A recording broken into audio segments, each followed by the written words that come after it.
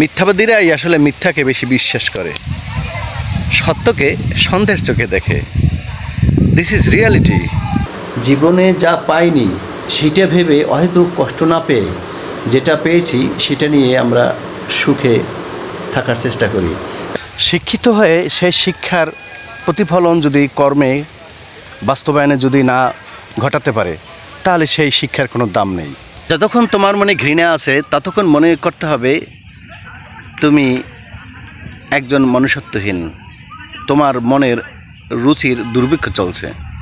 সুশিক্ষার কোনো সার্টিফিকেট হয় না, এটার প্রমাণ মিলে তার জীবনে, কর্মে, ব্যবহারে।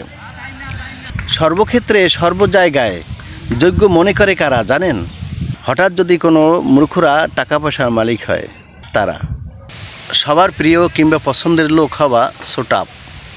একজন ব্যক্তির সবাইকে পছন্দ হতে পারে, কিন্তু একজন ব্যক্তিকে সবাই পছন্দ করবে না। সব কিছুর ভবিষ্যৎ থাকলেও মিথ্যার কোনো ভবিষ্যৎ নেই। সেই মিথ্যাকে ধারণ করে কী লাভ? তাই আসুন আমরা মিথ্যা পরিত্যাগ করি, সত্যকে ধারণ করি। আপনার বিরুদ্ধে কেউ যদি সমালোচনা করে, তাকে কিছু না বলে তার যে সমালোচনা করাটা ভুল আপনি যদি প্রমাণ করতে পারেন, তাহলে সেটাই হবে আপনার জন্য বড় প্রতিশোধ এবং সেটাই হবে আপনার জন্য সাফল্য। যে সকল কুসংস্কারবাদীরা মিথ্যাকে সত্য বলে জানে, সেই সত্য জেনে এবং মেনে ধারণ করে, সেটা ধারণ করেই সে আনন্দিত, গর্বিত। আসলে সে যে মূর্খতার চরম শিখরে আরোহণ করছে, আসলে সে বিষয়ে সে বেখেয়াল। তাই আসুন আমরা সত্যকে সত্য বলে জানি, মিথ্যাকে মিথ্যা বলে জানি।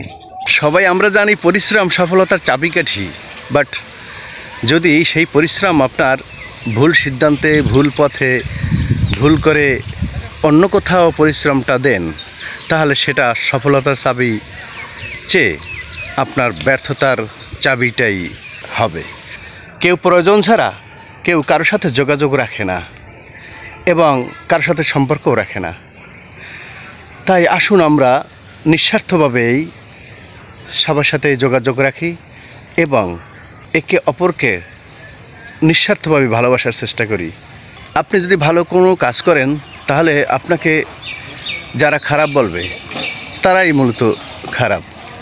আর যদি আপনি ভালো কাজের বিনিময়ে আপনি প্রশংসা পান বা ভালো কাজের মূল্যায়ন পান, তাহলে অবশ্যই তারা ভালো। ভালো কাজের যে মূল্যায়ন দিতে জানে সে অবশ্যই ভালো, আর ভালো কাজের যে মূল্যায়ন না দিতে পারে সে অবশ্যই খারাপ। একজন জ্ঞানী ব্যক্তির কাছে আপনি যুক্তি দিয়ে সুন্দর করে বোঝাতে পারলে সে হয়তো আপনার কাছে হেরে যেতে পারে, কিন্তু মূর্খ এবং বিবেকহীন মানুষ, মনুষ্যত্বহীন, তারা যেটা বুঝেছে সেটাই কার্যকর করবে এবং ওখানেই সে অটল থাকবে।